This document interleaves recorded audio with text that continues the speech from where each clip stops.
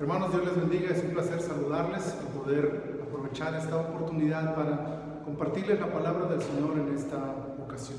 Quiero invitarles a que me acompañen a una lectura en la palabra del Señor en el libro de los Hechos de los Apóstoles, en el capítulo 13. Haré la lectura de los primeros tres versículos que dicen de la siguiente manera.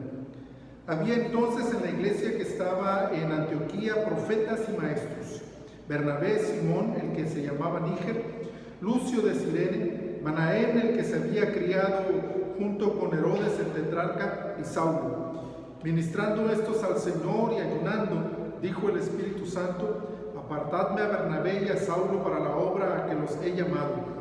Entonces, habiendo ayunado y orado, les impusieron las manos y los despidieron. Que el Señor bendiga su palabra en nuestros corazones. Durante la última semana, los devocionales que enviamos a la congregación diariamente los he cambiado en el enfoque. He escogido una serie de 7 temas principales con los cuales estar enviando los devocionales. Es decir, que estos 7 temas tienen la intención de ayudarnos a tocar todos los tópicos del crecimiento de la iglesia para que el devocional traiga cierto tema específico cada día que nos vaya bendiciendo y edificando de manera equilibrada. Por cierto, doy gracias a Dios porque no solamente a nuestra congregación en Osana, sino también a otros hermanos y amigos les ha estado llegando ya este devocional. Cerca de 50 personas fuera de Osana están recibiendo el devocional y estamos muy contentos por ello. Esperamos que sea de bendición para sus vidas. Pero hablando de esta importancia de equilibrar las cosas, de que no nos vayamos solamente por un lado en lo devocional, sino que en todas las áreas de la vida devocional vayamos creciendo, en todos los tópicos que son importantes para nuestro crecimiento. Esto es así porque la vida del cristiano no puede ni debe crecer solamente en un área específica, debemos crecer en todas las áreas de nuestra vida. Hablamos entonces de lo que podríamos llamar crecimiento integral de la iglesia. Esto lo podemos ver no solamente en estas necesidades pastorales de estos días, sino en todos los aspectos y en todos los tiempos de la vida de la iglesia. La historia que leímos nos da una pequeña señal de esta importancia y sobre eso quiero ocuparme esta mañana. El primer versículo que leímos hace acotamiento de 2 tipos de ministerios que están presentes en Antioquía, que son aparentemente contrarios uno del otro, o por lo menos no tan cercanos como podríamos pensar. Tajantemente, la palabra nos dice en la letra que había entonces en la iglesia de Antioquía profetas y maestros. Qué interesante combinación de ministerios es esta. El profeta es tradicionalmente un personaje de masas, un personaje atractivo por su naturaleza, por su carisma, por el mensaje propio que él da a la iglesia. El maestro pareciera ser más de la intimidad de grupos pequeños, más de la discreción, más del anonimato. Sin embargo, unos y otros están presentes y son sin duda la base del éxito de la iglesia de Antioquía. Quiero señalar para ustedes este proceso histórico que llevó la iglesia y que la convirtió en un ejemplo para la iglesia de todos los tiempos, y cómo este equilibrio entre estos 2 elementos es pieza fundamental de aquel éxito y de cualquier éxito de la iglesia de Jesucristo en todos los lugares de esta tierra. Esta iglesia de Antioquía comenzó como la gran mayoría de la época, motivada o inspirada por la predicación del Evangelio que fue provocada por la persecución a manos de Saulo el fariseo. La iglesia se dispersó escapando de la ciudad de Jerusalén, pero no por ello cerró sus labios, sino que comenzó a predicar el Evangelio a todos los lugares donde llegó. Pero Antioquía no fue la excepción, sin embargo sí la distinción de haber hecho algo que los demás hasta ese momento no habían ni siquiera tal vez considerado. Los hermanos judíos que llegaron a Antioquía predicaron el Evangelio, pero lo hicieron también a los gentiles. Este hecho es por demás distinto y especial. Son los primeros que se atreven a ir más allá del pueblo de Israel, del pueblo judío. Claro, ya anticipadamente Pedro había hablado a Cornelio. Ya en otro momento otros personajes como Felipe le había hablado al eunuco etíope, pero es esta la primera vez que un grupo de cristianos, de seguidores de Jesús, se concentran específicamente en la predicación a no judíos y en el establecimiento de una iglesia como tal en la ciudad. Es tal el éxito de la obra que inmediatamente el liderazgo de Israel, de Jerusalén, manda a uno de sus más experimentados mentores. Bernabé llega a la ciudad e inmediatamente nota el fervor y crecimiento del lugar, pero también nota la necesidad que está latente para que esta iglesia crezca de manera sana y equilibrada. Es por eso que el versículo 26 del capítulo 11 nos señala que después de haber traído a Saulo ya convertido al evangelio a la ciudad, dedicaron un año entero precisamente a la enseñanza de la palabra del Señor. Ahí está entonces presente el ministerio educativo dentro de la iglesia. Ahí está el eje que va a guiar a la iglesia para no desviarse de la verdad doctrinal. Ahí está la herramienta y el ministerio que va a hacer que la iglesia se consolide para que crezca de manera adecuada. Pero no es lo único que Bernabé desarrolla. El ministerio académico no es único ni exclusivo, no tiene la exclusividad para lograr el éxito de la iglesia. La iglesia necesita equilibrio, y mientras por un lado necesita la mano firme y sólida que guía a la iglesia por la doctrina, por el otro lado necesita un ministerio efectivo y poderoso que declare una palabra oportuna a la necesidad del pueblo. Por eso es que inmediatamente después, bajo la dirección de Dios, llegan a la ciudad los ministerios proféticos justamente necesarios para el desarrollo de la iglesia. Y ahí empieza este equilibrio de poderes, esta sana relación entre el ministerio profético y el ministerio educativo en la ciudad y en la iglesia de Antioquía. Ahí está el profeta que con certeza y con autoridad declara de la voz de Dios lo que ha sido puesto en su corazón para bendición, para edificación, exhortación y consolación del pueblo de Dios. Pero también está presente la voz suave, firme y segura, doctrinal del maestro que guía bajo la palabra divina al pueblo de Dios a un alimento sano y equilibrado. No puede haber mayor gozo en una iglesia que tener estas dos características, estos dos elementos desarrollándose sanamente en medio de ellos. Es por eso que no sorprende entonces que el capítulo 13 que leímos encuentre una iglesia con unas características maravillosas y sorprendentes. Veamos estos 3 versículos una vez más. Ahí están profetas y maestros ejerciendo el liderazgo dentro de la congregación. ¿Qué hacen estos para trabajar en la obra del Señor? El versículo 2 nos dice que en primer lugar ministraban al Señor.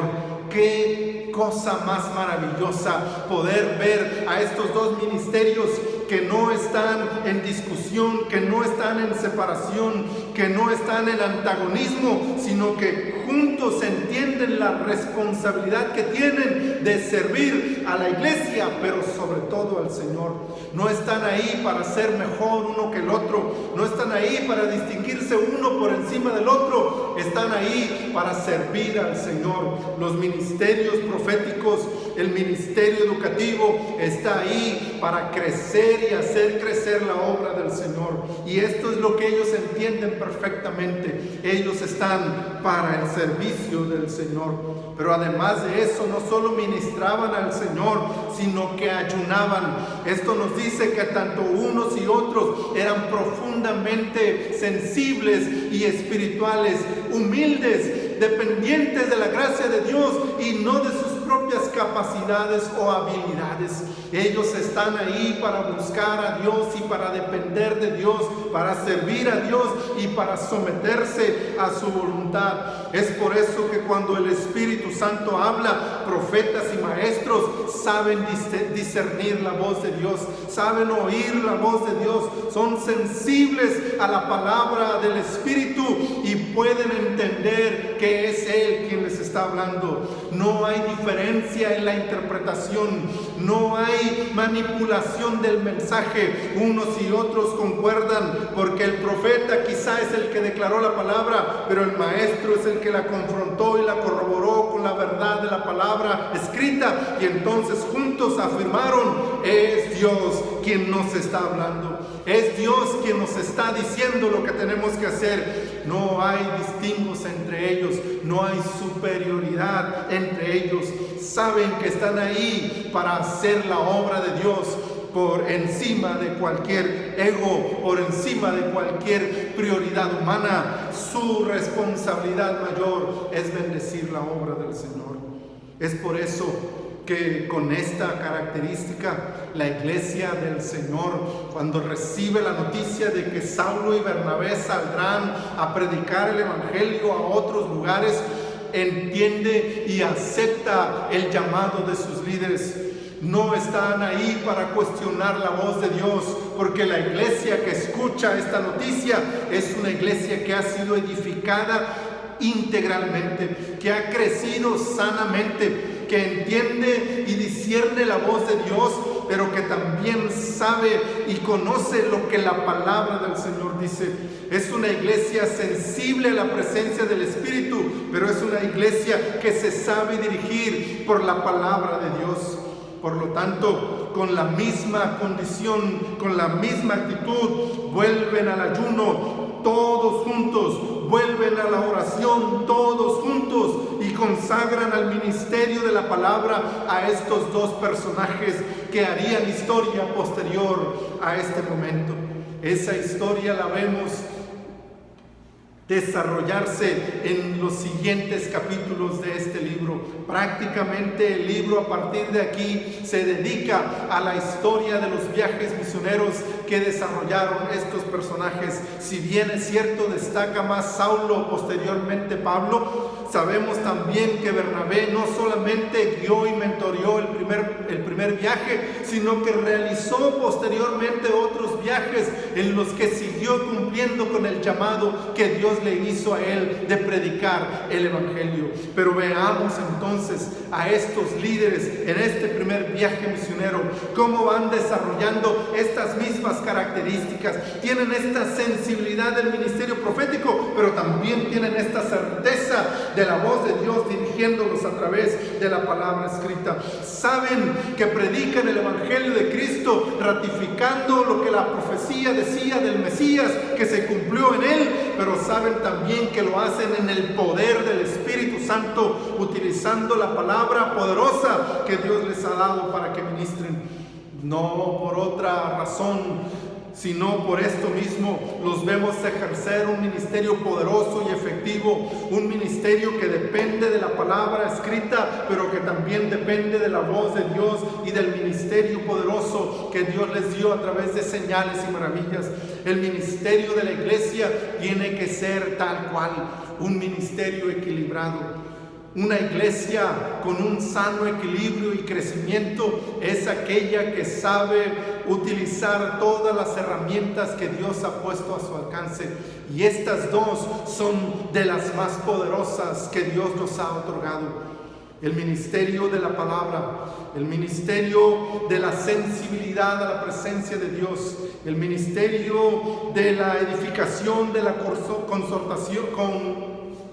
consolación y de la consolación es algo que Dios nos ha otorgado para bendición del pueblo. Es la edificación de la palabra la que nos va a exhortar y animar. Es la declaración del mal sobre nosotros, pero que también señale la misericordia de Dios al arrepentido. Es la necesidad del ministerio profético, lo que hoy en día urge en medio de la iglesia para declarar el poder y la la autoridad del cielo, pero también declarar su misericordia y su fidelidad. Pero todo esto ceñido, regido, guiado, conducido por la sana doctrina que emana de los labios de maestros que entienden y disciernen la trascendencia de su labor educativa. Es necesario entonces que la iglesia equilibre estos dos elementos. Es necesario entonces que la iglesia consolide estas dos herramientas. Que tengamos la disposición de escudriñar, de estudiar, de analizar las Escrituras, pero al mismo tiempo tengamos la sensibilidad para buscar de Dios y buscar la dependencia del poder de Dios manifestándose en medio de nosotros. Hoy en día necesitamos este equilibrio.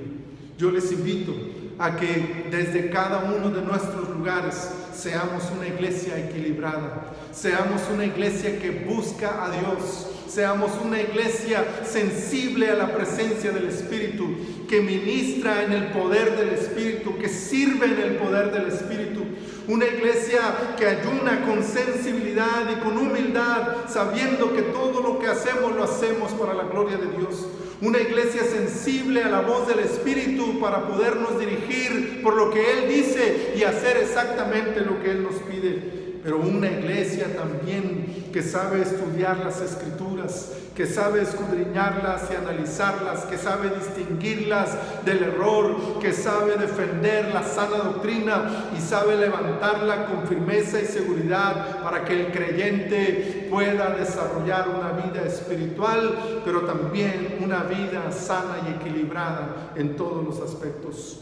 Hoy en día necesitamos ser esa iglesia. Antioquía marcó la diferencia en su momento. Fue una iglesia que se distinguió por hacer cosas que nadie más hacía en ese momento. Fue una iglesia que marcó la historia y gracias a esa iglesia podemos decir que el evangelio corrió por 2 continentes, porque ellos estuvieron dispuestos a enviar a sus líderes a predicar el evangelio. Pero antes de eso fueron una iglesia equilibrada que sabía tener el ministerio profético, pero también el ministerio educativo. Que hoy seamos esa iglesia. Que hoy corramos fervientes a los pies de Cristo para buscar la sensibilidad espiritual, pero que también vayamos presurosos al estudio de la palabra para conocer lo que del cielo nos ha sido declarado en este libro sagrado. Dios nos conceda esto y nos permita ser esa iglesia para la gloria de su nombre. Agradezco al Señor la oportunidad que me da de compartirles esta palabra y ruego al Señor que Él bendiga este mensaje en sus corazones y traiga edificación a cada uno de ustedes. Comenzamos esta nueva semana con la seguridad y la certeza de que el Dios de los cielos nos acompaña, nos bendice, nos guarda, nos protege y permite que en su mano y en su potestad se encuentren todas las cosas y nuestra vida para gloria suya. Dios les bendiga, mis amados hermanos.